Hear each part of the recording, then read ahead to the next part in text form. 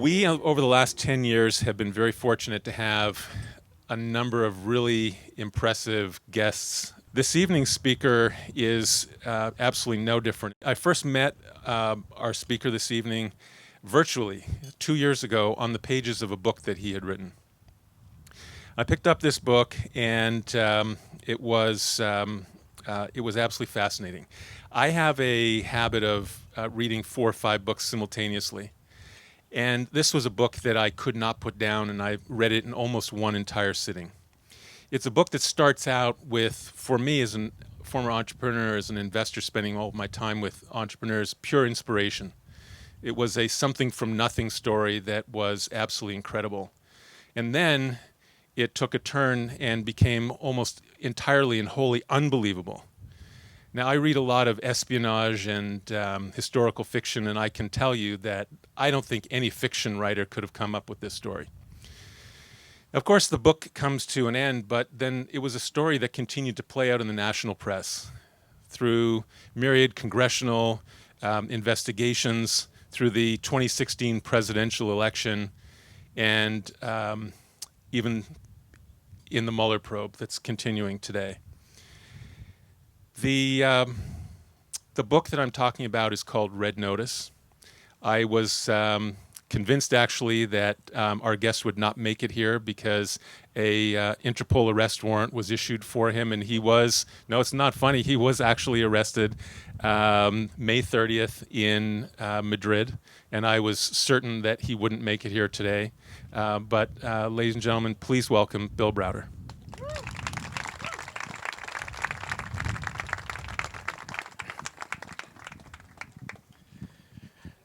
Good evening. First of all, I should say I'm genuinely glad to be here.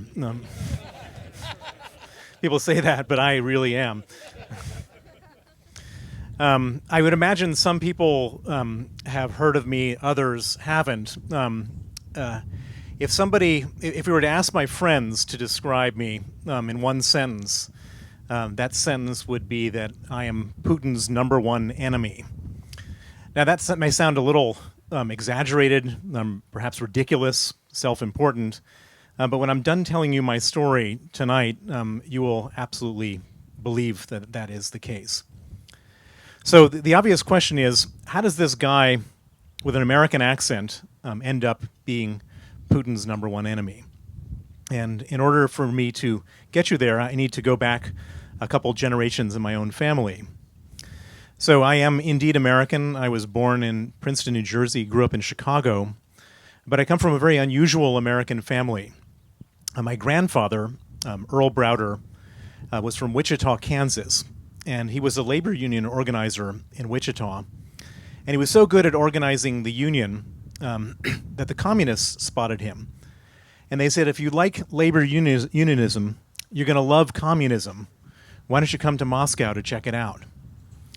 And so in 1927, my grandfather went from Kansas to Moscow. He got to Moscow, and he did what most young, red-blooded American men do when they get to Moscow.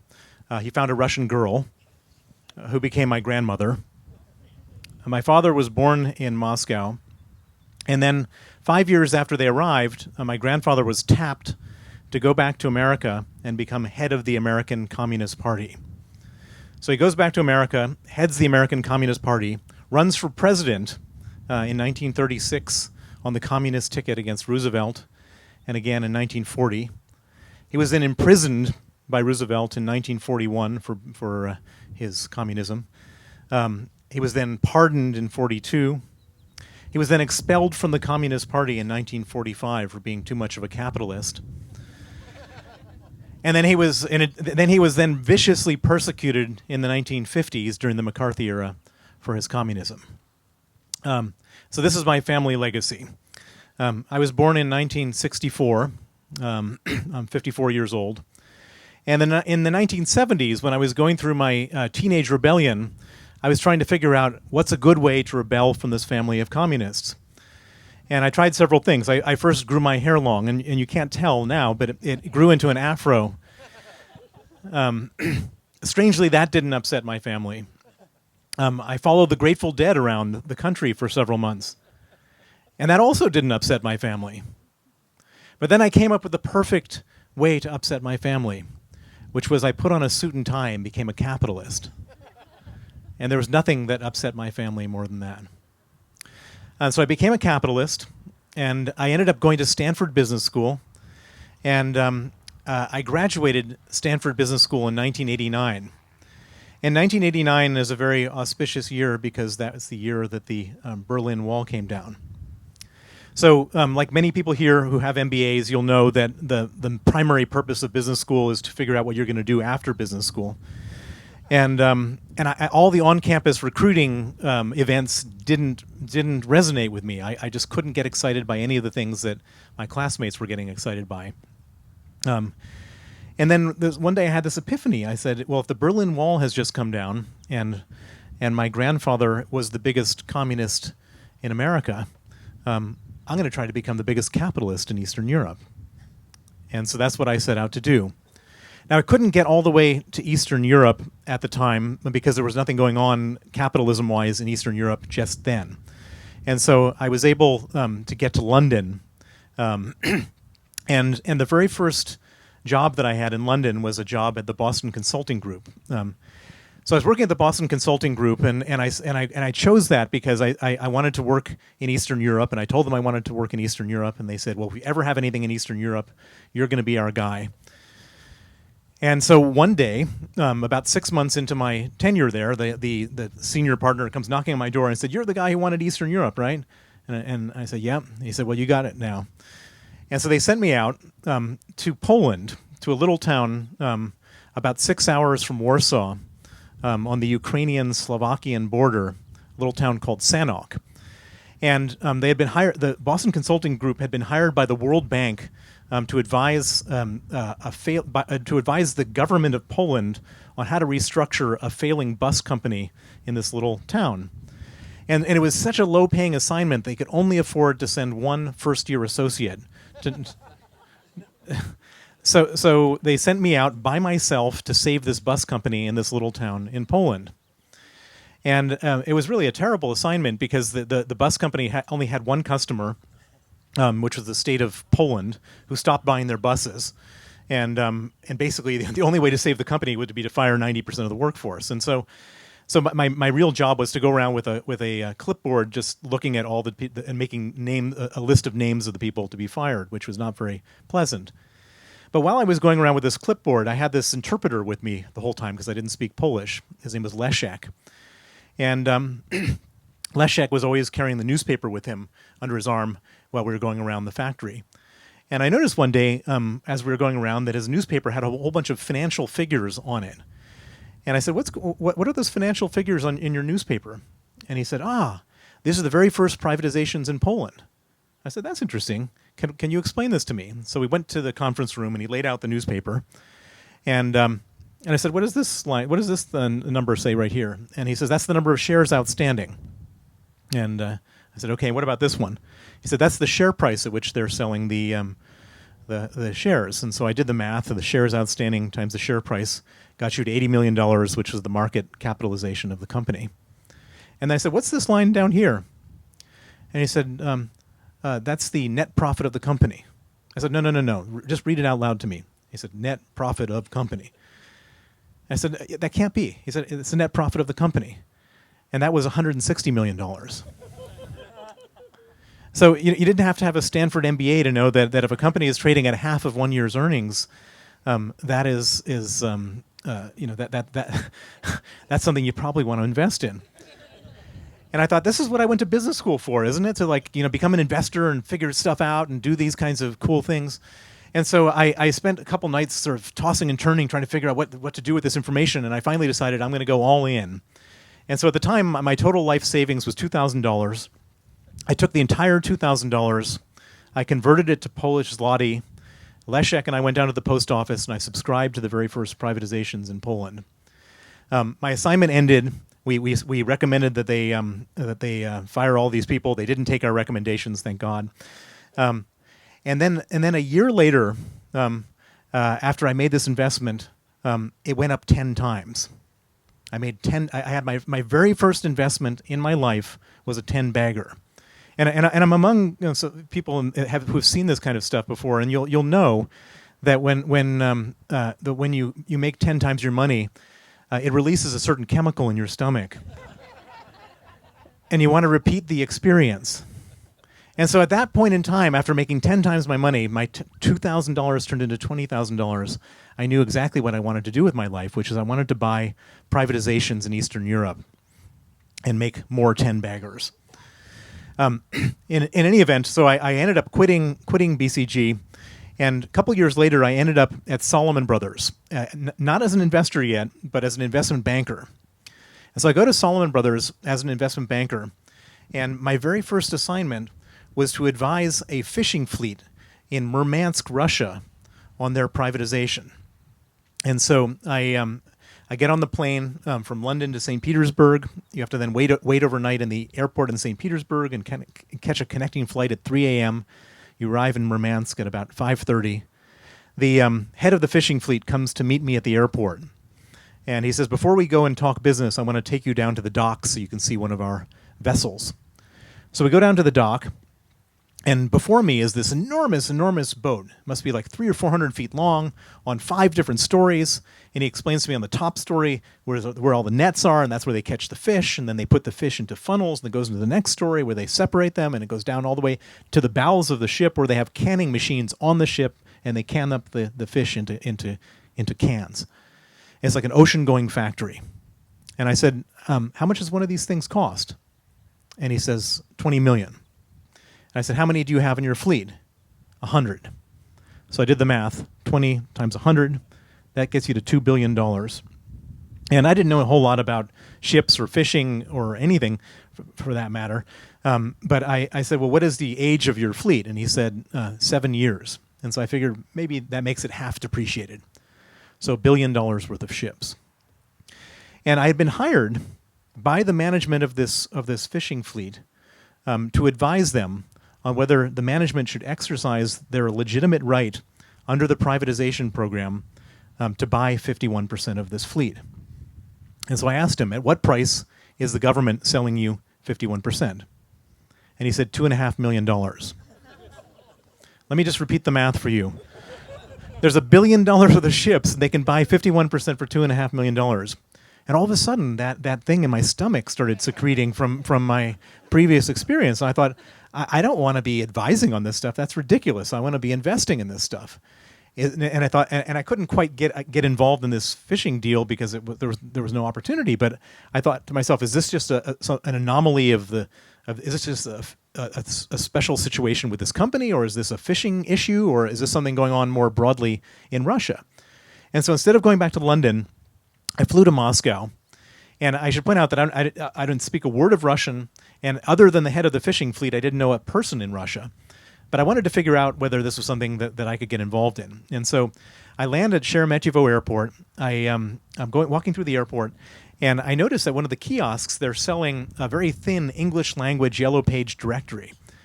And since I didn't know anybody in the country, I decided to buy this English language yellow page directory. And I go to the Metropole Hotel on Red Square, and the next morning I start cold calling people in the Yellow Page directory. And I have about 40 meetings over the course of the week.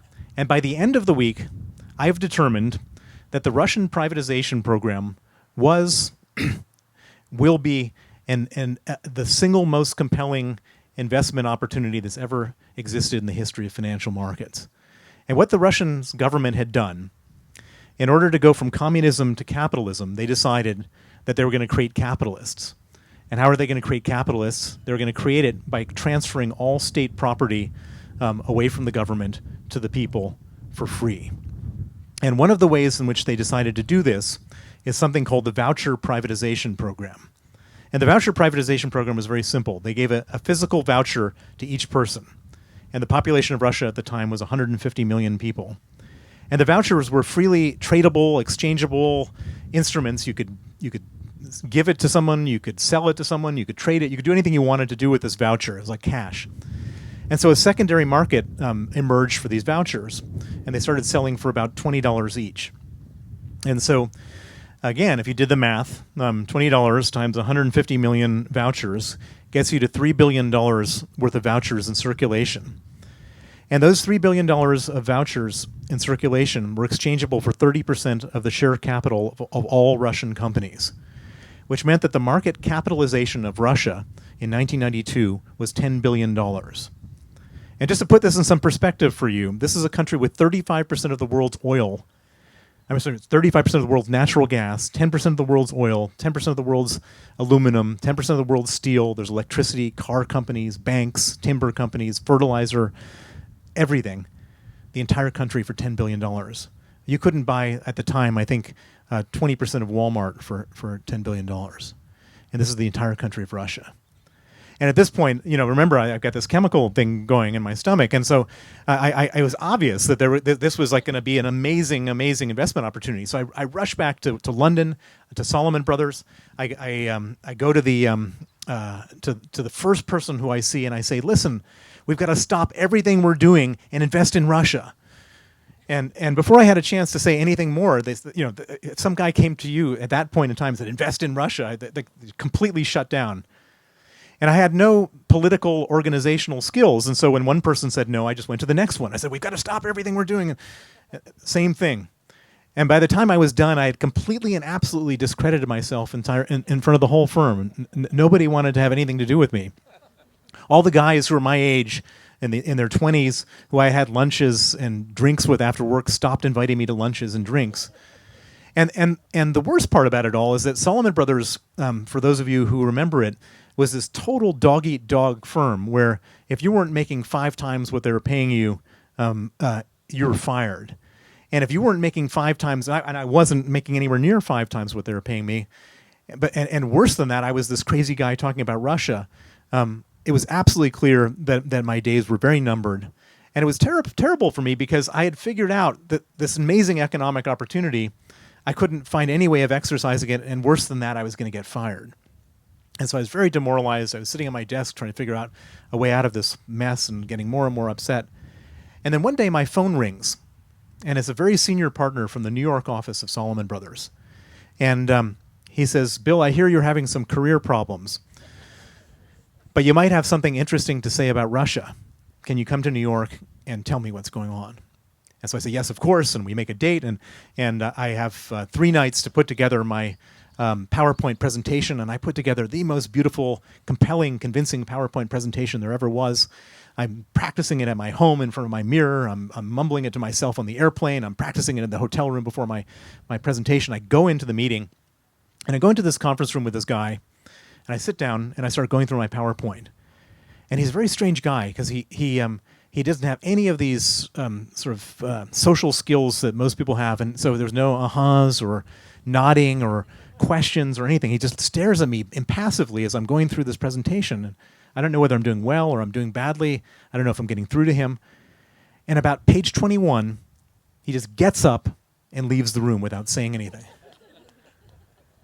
And I'm thinking to myself, this was my opportunity to save my career, and I've just completely screwed it up. I thought I had this great presentation. I thought I rehearsed it. What have I done wrong? And I said to myself, I'm not gonna ruin this chance. I'm gonna pull it together when he gets back here. I'm gonna save this meeting. I don't know what I'm gonna say. I'm thinking about what I'm gonna say. 10 minutes goes by. He's still not back. 20 minutes goes by. Half an hour goes by.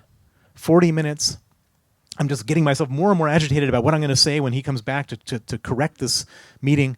52 minutes later, he comes back into the room, and I'm about to blurt out something to try to get the meeting on track. But before I have a chance to say a single word, he said, Bill, those slides you show me are the single most impressive thing I've ever seen in my investment career.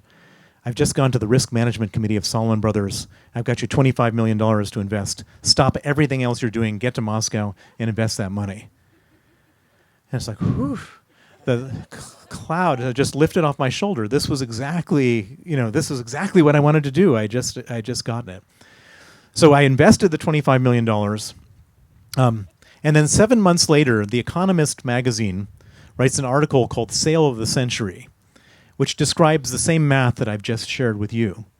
And all of a sudden, about 25 investors, a few rich guys, a few hedge funds, a few proprietary trading desks, all decided in unison at once that they wanted to invest in the Russian stock market. And this is a very thinly traded, illiquid stock market, and all of a sudden 25 major US investors all show up at once trying to invest in the stock market. Well, what happens to the stock market? Over 3 weeks, it went up 500%. Our $25 million turned into $125 million. And I should point out, this is back in the days when $100 million was real money. And so I made $100 million, and all of a sudden, I was a hero on the trading floor of Salomon Brothers. All of the guys who had stopped inviting me to drinks and lunches were all at my desk first thing in the morning trying to figure out how they could make 5 times their money. And then all of a sudden, something really interesting started happening. There were these older guys, and when I say older, there were guys in their 40s, would start coming by my desk. And the first one came by and he said, I'm the person who covers the George Soros account. Bill, I know you're real busy and you got a lot of stuff going on and real important stuff, but is there any possible way you could spare an hour for George Soros? He'd be really grateful. The next guy who came around was the guy who covered Sir John Templeton. Remember Sir John Templeton, one of the most famous investors in the world. Bill, I know that this is really a difficult time with all the stuff you've got going on, but please, could you possibly spare some time with John Templeton? Julian Robertson, the guy from Tiger, Stanley Druckenmiller, all these different guys all wanted to meet me, and so I went on this world tour of famous people from Wall Street, and unlike my Salomon colleagues, the moment that I started telling the story, every single one of them at the end of each meeting said, "My God, that's unbelievable. Can we give you some money to manage?" And so I said, "I don't know. We're managing other people's money. I mean, we're managing our own money right now. We're not managing other people's money. Let me go back and ask the bosses and see what I can do." So I go back to London, where I'm stationed, and I go into the big boss at the edge of the trading floor, and I said, "I've just met with George Soros. He wants us to manage his money in Russia. Can we do that?" And he said, "That's a brilliant idea, Bill. Let's form a task force to study it." So I show up at the first, so a week goes by, I show up at the first task force meeting, and I walk into this room, and there's 45 people in the room. 40 of them I've never seen before in my life. There was the vice chairman of the firm. There was the senior managing director, senior director, senior vice president, and me. And the meeting started, and within seconds of the meeting started, a fight broke out as to who was going to get the economic credit for the business. And the one thing that I can tell you about investment bankers is they're incredibly articulate about getting money that they don't deserve. And so and it was like watching a sort of multi-dimensional game of tennis, because everybody had a compelling argument about why they deserved all the money from this business. And I was watching this going back and forth with all these different people, and I had absolutely no idea who was going to get the economic credit for the business. But I was 100% sure who wasn't going to get any economic credit for the business. And that was going to be me. And I was so upset. There wasn't a single person in the room who had ever been to Russia, and they're all trying to steal this from right under my face.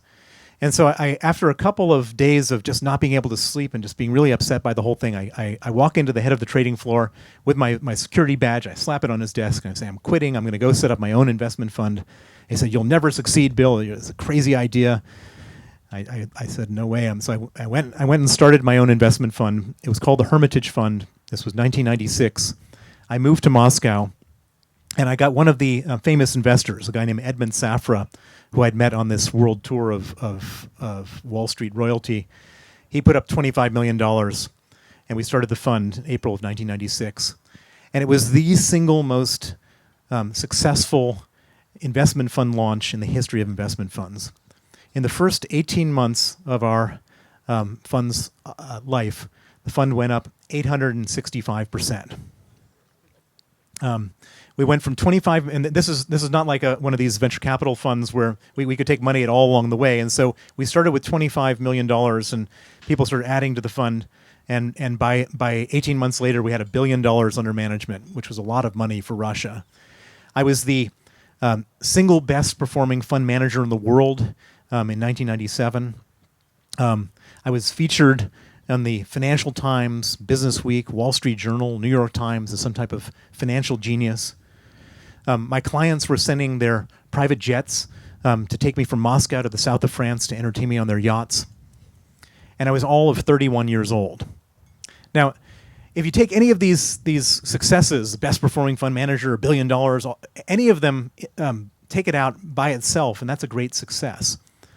But you put all this stuff together, and then you put it together in the hands of a 31-year-old, that is the biggest sell signal there ever was. But of course, I was 31 years old, and so there's no way that I saw that. And so I thought my $1 billion was going to turn into 10, and it was just going to be the best thing that ever happened to anybody. And I just kept at it. And then August of 1998 hit. And many of you will remember 1998 was not a good year for Russia. That was the year that Russia had an economic crisis.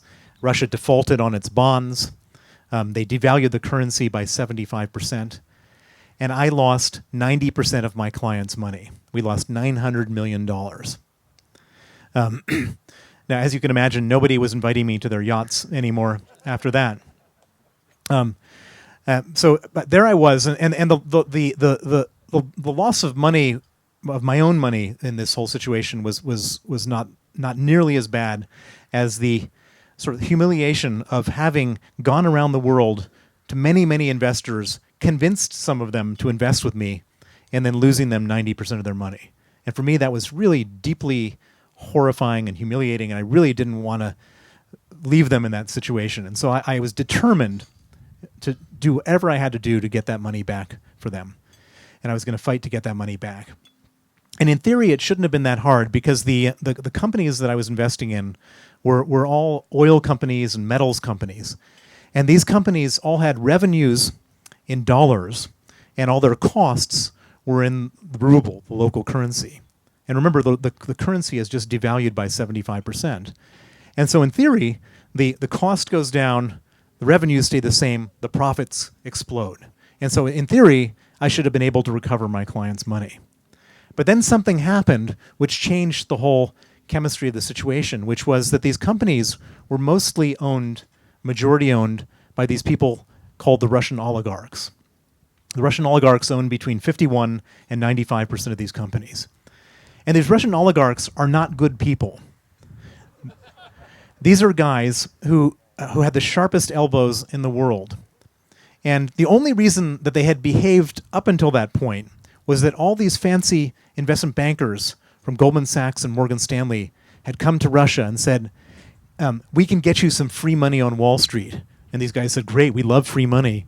And the banker said, but there's one condition. You can't scandalize your minority investors. And so the oligarchs were saying, I kind of want to steal, but they learned from Goldman Sachs we can be long-term greedy. We'll behave ourselves now and then steal later. But then all of a sudden, after 1998, Wall Street closed for business for the Russians. No, it didn't matter whether you're a good oligarch or a bad oligarch. You had no access to Wall Street. And when these guys called up their bankers, and their bankers were not taking their calls anymore, they said, wait a second, there's no incentive to behave anymore. And in Russia, there's no disincentive against misbehavior. And so, why in the world would they not steal? And so these guys embarked on an orgy of stealing, which has been unprecedented in the history of business. They were doing asset stripping, transfer pricing, embezzlements, dilutions. And they were doing it on an industrial scale with a fine art. And there I was sitting with my last 10 cents on the dollar, and they were going to try to steal it from me. And so it wasn't a good investment strategy. It was a survival strategy that I became a shareholder activist in Russia. And the way and my most famous shareholder activism case is Gazprom, a company I'm sure you've all heard of. Gazprom is the largest oil and gas company in the world. And in 1999, Gazprom was trading at a 99.7% discount per barrel of hydrocarbon reserves to BP and Exxon. Now, why was Gazprom trading at such a crazy discount? Because everybody assumed that every last cubic meter of gas was being stolen out of the company. And so I decided to do something which had never been done before, which was a stealing analysis of Gazprom. Now, how do you do a stealing analysis of a Russian company? There was no classes at Stanford Business School on the subject. And you couldn't go to the management and say, "Excuse me, sir, can you tell me how much you're stealing?" Because that wouldn't work.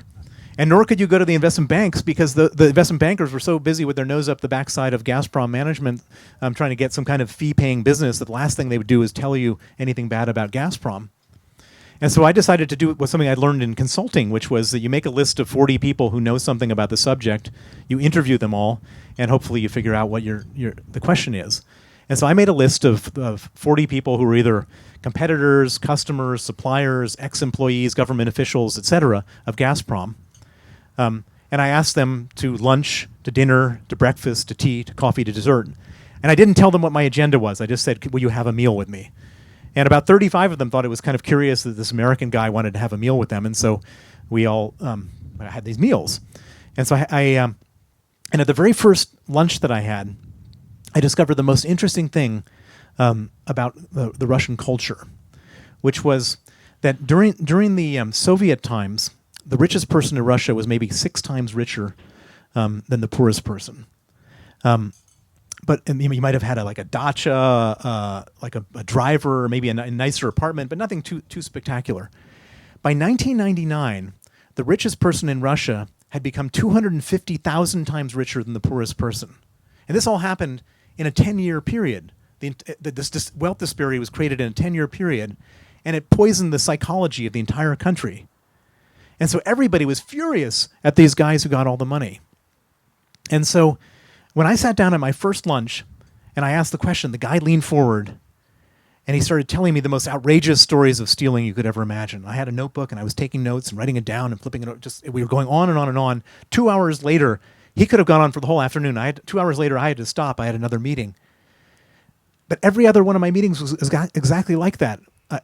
We filled up 2 full notebooks of the most unbelievable stories of stealing in Russia and out of Gazprom you could have ever imagined. And it was just spectacular. The problem was that I had no idea if any of this stuff was true. And so I couldn't go to the newspapers and say I had all these lunches and look, and here's this great stories about stuff. And I couldn't go to court and say I heard this stuff. And so there was nothing I could really do with it, but it was obvious I was onto something absolutely gigantic. And I was getting more and more frustrated. And about 3 weeks after my last meeting, my head of research, a guy named Vadim, a PhD guy, was driving through Moscow. And in Moscow, there are all sorts of places where the traffic snarls up very badly. And one of those places is called Pushkin Square. And you can get stuck in a traffic jam from anywhere from like 15 minutes to an hour at Pushkin Square. And as a result, there's this little outdoor market that emerges. These street urchins start selling stuff to the motorists who are stuck in the traffic.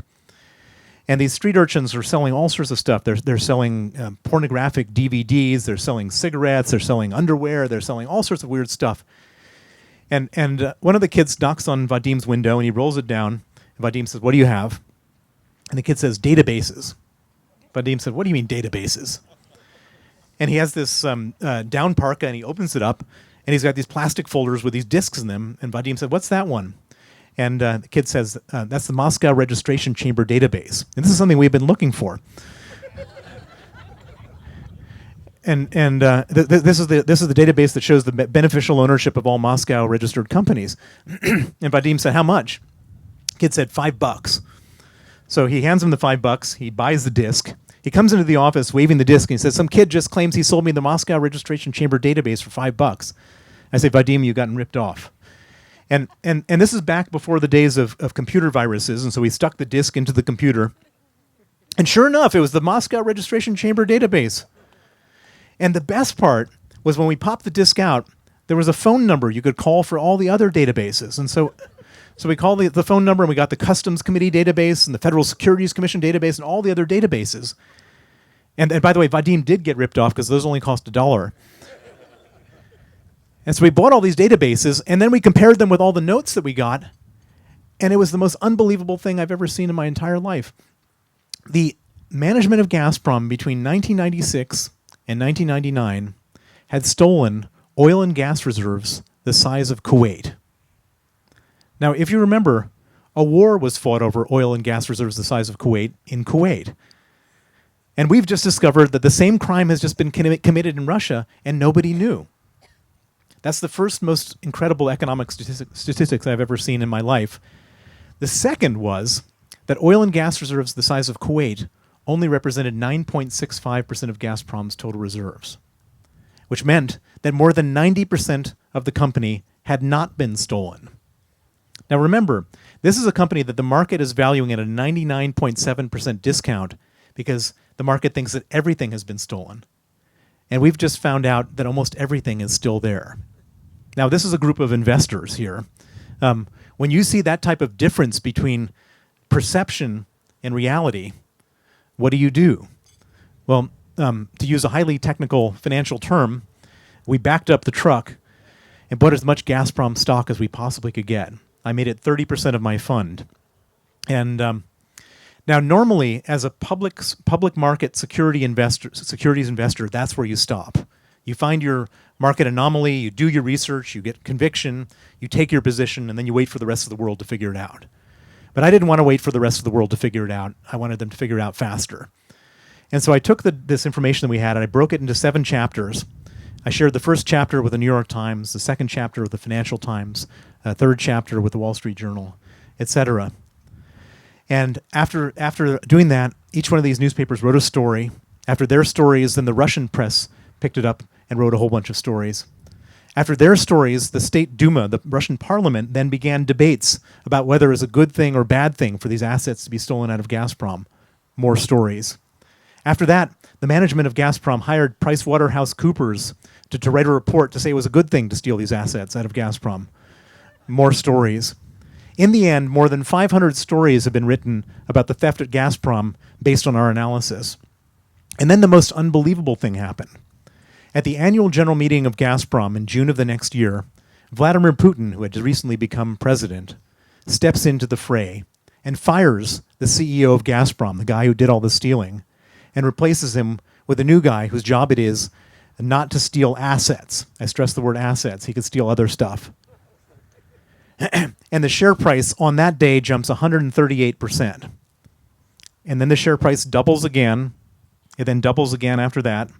The share price then doubled again after that. It then doubled again. It then doubled again. And then doubled again. And doubled again. And then doubled again. And then doubled again. The share price of Gazprom went up 100 times. And this is not some micro-cap company. This was the largest company in the country, and this was a company that made up 30% of my portfolio, was my largest investment. So as you can imagine, I felt pretty good about myself. And I thought if we could do this at Gazprom, we could do this at the National Electricity Company and the National Savings Bank and 3 oil companies and a pipeline company, et cetera, et cetera. And so I became this naming and shaming shareholder activist. And for a brief period of time, it worked perfectly because my interests were totally aligned with Vladimir Putin's. Vladimir Putin had come to power, and he was fighting with the same guys who I was fighting with. They were stealing power from him, the oligarchs, as they were stealing money from me. So every time I would expose these guys, he would step into the fray and do something like firing this guy or whatever. And so my fund went up from $100 million at the bottom of the market to $4.5 billion at the top of the market. We went up 45 times. And I became the largest foreign investor in Russia. And I was just feeling like I had the best job in the world because I was not only making money, but I was doing good in the same job. And it was all feeling just perfect. But then something happened which changed everything, which was in the summer of 2003, Vladimir Putin arrested the richest man in Russia, a man named Michael Khodorkovsky, the owner of an oil company called Yukos. He arrested him, he put him on trial, and he allowed the television cameras to film the richest man in Russia sitting in a cage. Now imagine that you're the 17th richest guy in Russia. You're on your yacht. You're parked off the Hotel du Cap in Antibes. And you finished up with your mistress in the bedroom. You go out to the living room. You flick on the TV. And there you see a guy far richer, far smarter, far more powerful than you sitting in a cage. What's your natural reaction going to be? You don't want to sit in a cage yourself. And so one by one, they went up to... They went to Putin in the fall of 2004 and said, Vladimir, what do we have to do to make sure we don't sit in a cage? And Putin said, real simple, 50%. Not 50% for the Russian government, not 50% for the presidential administration of Russia, 50% for Vladimir Putin. And that was the moment that Putin became the richest man in the world. And that was the moment that I was no longer such a helpful person to him in Russia. And it all came to a head for me in November 13th, 2005. I was flying back to Russia from a weekend trip to London. I was stopped at the border at the VIP lounge of Sheremetyevo Airport. I was grabbed by 4 heavily armed border guards. I was put into the detention center of the airport. I was kept there for 15 hours, and then I was deported from Russia and declared a threat to national security. Now, when the Russians turn on you, they don't tend to do so mildly. They tend to do so with extreme prejudice. And being deported and declared a threat to national security was hardly a serious sanction compared to what they could have done. And so I said, what could they do? And there's 2 things they could have done. They could either arrest my people or they could seize my assets. And so I evacuated my staff as quickly as I could, and I got everybody and their dependents out. And then once I got them out, we quickly and quietly liquidated our holdings in Russia, and we sold everything. Got our people out, got our money out. The only thing I kept in Russia was I kept an office that I had prepaid for, and I kept 1 secretary there. And then I started a new fund to invest in other places, thinking that I could apply my Russian skills elsewhere. I forgot about Russia. I thought, I'm done with that country. Well, it turns out that I might have been done with Russia, but they were just getting started with me. And 18 months after I was expelled, on June 4th, 2007, I get a panicked phone call from my secretary in the Moscow office. And she says, Bill, there's 25 police officers here raiding the office. What should I do? And I said, I don't know. Let me call my lawyer. So I called my lawyer, a young American guy in Moscow. And I said, his name is Jameson. I said, Jameson, I got 25 police officers raiding our office in Moscow. What should we do? He said, I don't know. There's 25 police officers raiding my office looking for your documents. Let me get back to you. So the police officers were specifically looking for the stamps, seals, and certificates for our investment holding companies. And they found these documents at our law firm's office. They seized these documents. And the next thing we know, we no longer own our investment holding companies. They've been fraudulently re-registered using the documents seized by the police. Now, they were empty. I didn't have any money in them, so it was not that there was no economic issue here, but the fact that they were stealing, police were stealing our companies, really was not a good thing. And so, I thought there's a lot of legal risk, even there's no financial risk. And so I go out and I hire the smartest lawyer I know in Russia, a young man named Sergei Magnitsky, to help me investigate. He was a 35-year-old lawyer. He was one of the best guys in Russia, and I asked him to investigate. And so Sergei goes out and investigates, and he comes back, and he says, I figured it out. There were 2 parts of the scam. These guys wanted to steal your money, but because you were so foresightful, you got your money out in time, and they didn't get your money. Congratulations. And I thought, phew. He said, however, the second part of their scam did work. And I said, what's that? And when we were selling all of our securities in Russia, we ended up having $1 billion of profit. And we paid to the Russian government $230 million of capital gains tax. And what Sergei had discovered was that the people who stole our companies went back to the tax authorities, and they said there was a mistake made in the previous year's tax filing. These companies didn't make $1 billion, they made 0. And they said, therefore, they wanted the $230 million back. They applied for a $230 million tax refund on the 23rd of December, 2 days before Christmas. It was the largest tax refund in the history of Russia, and it was approved and paid out the next day. $230 million. Now, Sergei and I said to ourselves, this couldn't have been an approved operation because this was the Russian government's money. This wasn't our money that was stolen. This must be a rogue operation. And so we figured if we just bring this to the highest level, the tension to the highest level, then the good guys will get the bad guys, and that will be the end of the story. And so we wrote criminal complaints to every different branch of Russian law enforcement. I went to the newspapers, TV, and radio, told the story. And then Sergei gave sworn testimony to the Russian State Investigative Committee, which is their version of the FBI. And we sat back and we waited for the good guys to get the bad guys. Well, it turns out that in Putin's Russia, there are no good guys. 5 weeks after Sergei testified against the police officers who conducted the raid that was used to get the documents and the fraud, the same police officers he testified against came to his home on the 24th of November, 2008, and they arrested Sergei Magnitsky. They put him in pretrial detention, where he was then tortured to get him to withdraw his testimony. They put him in cells with 14 inmates and 8 beds and left the lights on 24 hours a day to impose sleep deprivation. They put him in cells with no heat and no window panes in December in Moscow, so he nearly froze to death. They put him in cells with no toilet, just a hole in the floor where the sewage would bubble up. They'd move him from cell to cell to cell in the middle of the night.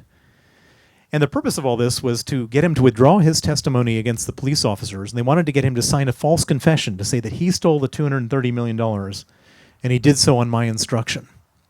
And they figured Sergei, this is a white-collar tax lawyer who wears a blue suit and a red tie and buys his Starbucks in the morning and sits in a fancy American law firm.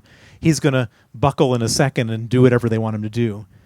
And they totally misjudged Sergei Magnitsky. For Sergei Magnitsky, for him, the idea of perjuring himself and bearing false witness was more horrible than the idea of whatever physical pain they were putting on him. And so he refused. And they just kept on increasing the torture and the pressure. And after 6 months, his health started to fail. He had terrible pains in his stomach.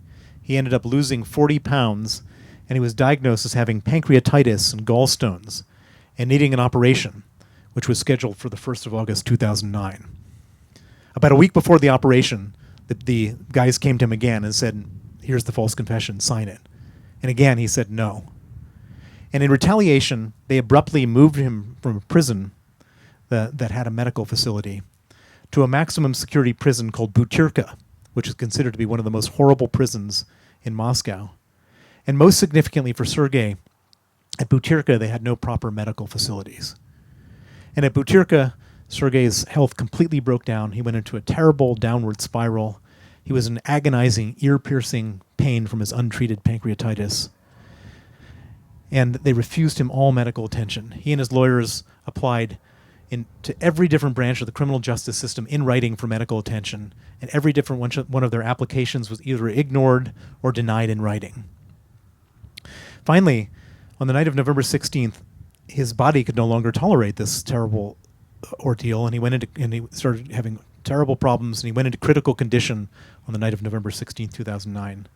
On that night, the Butyrka authorities didn't want to have responsibility for him anymore, and so they put him in an ambulance and sent him to a different prison facility. But when he arrived at this different prison facility, instead of putting him in the emergency room, they put him in an isolation cell. They chained him to a bed, and 8 riot guards with rubber batons came into that cell and beat Sergei Magnitsky to death. That was November 16th, 2009. Sergei Magnitsky was 37 years old. He left a wife and 2 children. I got the news the next morning on the 17th of November at 7:45 a.m. in London. And it was the most horrifying, life-changing, heartbreaking news I could have ever gotten. Sergei Magnitsky was killed because he was my lawyer. He was effectively killed as my proxy. If Sergei Magnitsky hadn't been my lawyer, he would still be alive. And when I was finally able to get over the hysteria of the moment and to think clearly, it was obvious that I had only one choice in my life, which was to put aside everything else I was doing and focus all of my time, my energy, and my resources on going after the people who killed him and make sure they face justice. And I made a vow to his memory, to his family, and to myself that that's what I was going to do. And for the last 8.5 years, that's all I've done. And at first, I thought we could get justice in Russia because this is something very special about how he managed this situation, which was that he wrote everything down. In his 358 days in detention, he wrote 450 criminal complaints about the mistreatment of what they did to him. And he would file it once a month. He would give a stack of complaints to his lawyer. His lawyer would file them. They would ignore them or deny them. But I got copies. And as a result of that, we have the most well-documented human rights abuse cases come out of Russia in the last 35 years. And I figured because of that, they would have to at least prosecute some of the people who killed him. But they didn't. Putin circled the wagons. He personally got involved. He personally exonerated everybody who was involved in this thing. They gave special promotions and state honors to some of the people who were most complicit.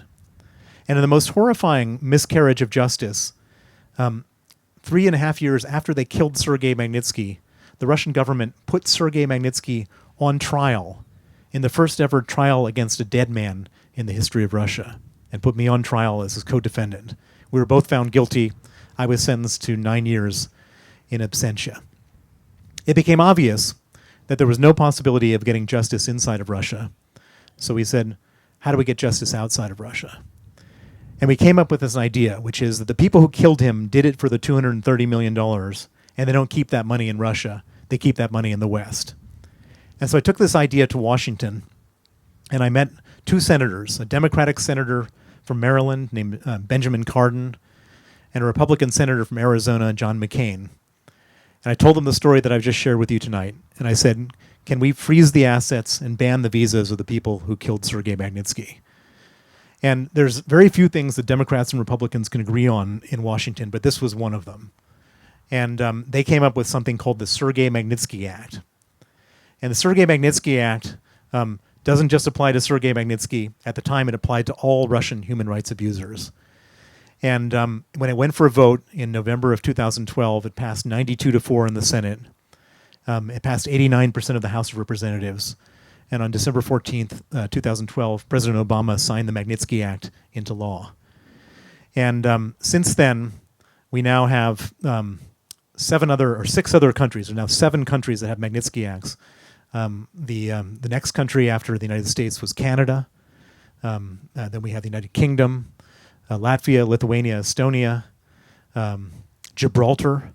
And I'm now on a campaign to get 7 more countries. I was just in France, Denmark, Sweden, Holland, Australia, South Africa, and Ukraine are all in line to get Magnitsky Acts. And this really upsets Vladimir Putin. It really upsets him. And as was mentioned at the very beginning of this conversation, he's come after me in the most vicious possible ways. He's tried to have me arrested 6 times using Interpol. There's something called an Interpol Red Notice. That's the name of my book. I think I'm pretty sure that you're all going to get copies, which I will sign for you. And the 6th time that they tried to use Interpol was a couple weeks ago in Madrid, where they actually finally got me arrested. Thankfully, in Madrid, I had an opportunity. So I was at my hotel in Madrid, and there was a knock at my door, and it was 2 policemen. They asked for my ID. I showed them my ID, and they confirmed it was me. They said, "You're under arrest." And thankfully, the hotel manager was there and convinced them to let me gather my belongings. And while I was gathering the belongings, I tweeted out a message saying, "Urgent, I've just been arrested on a Russian Interpol arrest warrant." And that just went viral around the world. And normally I probably would have been in prison for 6 months, but because of that tweet, the entire world woke up, and the foreign secretary of Britain and all sorts of people were calling up everybody.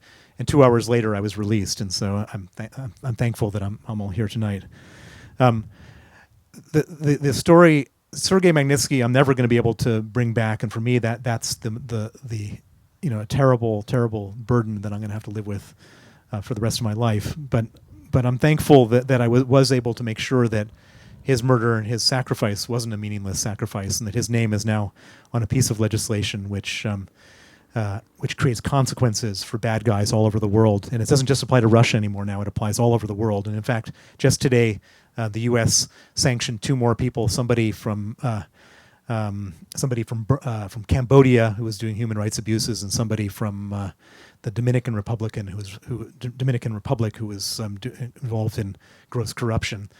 And so Sergei Magnitsky's legacy is absolutely gigantic and absolutely huge, and he's probably made a greater contribution to this world in his 37 years than most anybody else anywhere through his sacrifice. Thank you very much. If anyone didn't hear the question, why am I not killed? The answer is that they would like to kill me, for sure. However, they don't want to get caught killing me. They would like to not bear the consequences, and so they haven't figured out a way of doing it without getting caught or risking getting caught, because that wouldn't be good. There would be a very, very bad backlash if they did that. And so the way that I protect myself is by being very public about the whole thing. That the more public I am, I've written a book. I'm actually going down to Hollywood next week to work on the miniseries. The more public I am about it, the higher the price for killing me. And so, for them right now, the best opportunity is to have me arrested, which they're trying to do. Because if I get arrested and they get me into a Russian prison, they can kill me, and it's totally plausibly not deniable. If I'm shot through the back as I'm standing here, the shooters will get caught, and their orderers will get caught, and then Putin will get caught, and then they don't want to get caught. So she's asking about that. So. The Trump Tower meeting. Do you remember on June 9th, 2016, a Russian lawyer went to Trump Tower. Her name was Natalia Veselnitskaya. She went to Trump Tower on behalf of Vladimir Putin to meet Donald Trump Jr., Jared Kushner, and Paul Manafort. She was there to talk about two things: repealing the Magnitsky Act, if Donald Trump gets elected, and having me arrested. Those were the two subjects of that meeting. It's pretty horrifying. I didn't know that meeting took place until last summer, until 2017. But I knew that the Russians wanted to do this type of stuff. And when Donald Trump was elected, I was pretty terrified that something terrible was going to happen to me. But it was the single best thing that ever happened to me that meeting took place, and it was outed in 2017. Because as a result of that, my issue went from an issue that maybe 0.1% of Americans knew about to an issue where probably 10% of Americans have heard the word Sergei Magnitsky because of that. And they don't know the adoption, the connection to adoptions, which is not very well explained by anybody, is that after the Magnitsky Act was passed, Putin retaliated by banning the adoption of of Russian orphans by American families. But now, as a result of that meeting, at Trump Tower, everybody who reads the paper knows the story, and as a result of that, it's totally launched my campaign for Magnitsky Acts in other countries to a different level, and it's actually, they say when life gives you lemons, make lemonade, and that's a very good example. So the question is, where did I get the passion and courage to do all this kind of stuff? And I wish I could say that there's I read a book and it was really good and you should all read it and you'll get passion and courage and it's all. I mean, I don't consider myself particularly courageous. I think that, I'm doing at least the last part of the story, the justice campaign. I'm doing out of a great personal guilt and indignation, and that's what drives me. But the passion, I think, comes from. I think it's just genetic. My grandfather was this famous communist. I didn't mention my father. My father was a famous mathematician. My son is here tonight. He's just right over there in the white shirt. He's a famous entrepreneur. He's 21 years old and he's just started an artificial intelligence company to replace lawyers, and so and which will be very popular. And this dinner is sponsored by lawyers tonight. Is that? So I wish I could say that there was some formula for it, but I guess we should all just follow our passions, and that's certainly what I tell all of my children. So thank you very much. I guess we'll move down to this other place.